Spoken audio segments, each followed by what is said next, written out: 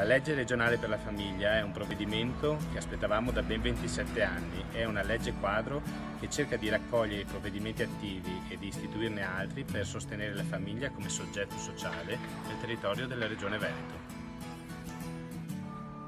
L'associazionismo familiare è estremamente soddisfatto di questo provvedimento. Certo la legge è perfettibile, ma ci sono degli elementi di grande soddisfazione. Il primo è che è stata approvata all'unanimità. Dopo 27 anni di attesa, tutte le forze presenti in Consiglio regionale hanno approvato questa legge con tutti i principi che ne sono contenuti.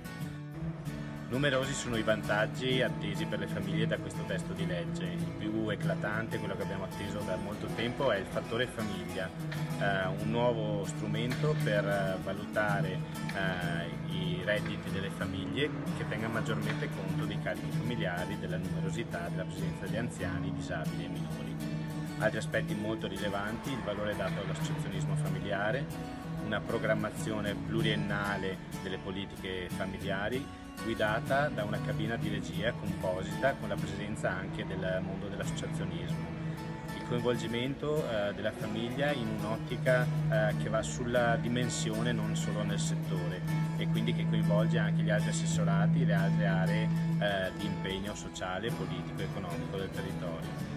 C'è poi il VIF, la valutazione di impatto familiare, perché si parte dall'idea che non c'è politica neutra per la famiglia. Qualsiasi politica urbanistica, ambientale, lavorativa, economica, sanitaria impatta sulla famiglia, e quindi si reputa che debba essere fatta una valutazione preliminare di impatto sulle famiglie. Poi c'è il bonus che permetterà l'accesso ai nidi gratuiti per le famiglie e anche un accompagnamento anche economico alle mamme durante la maternità, con il riconoscimento dei diritti del nascituro.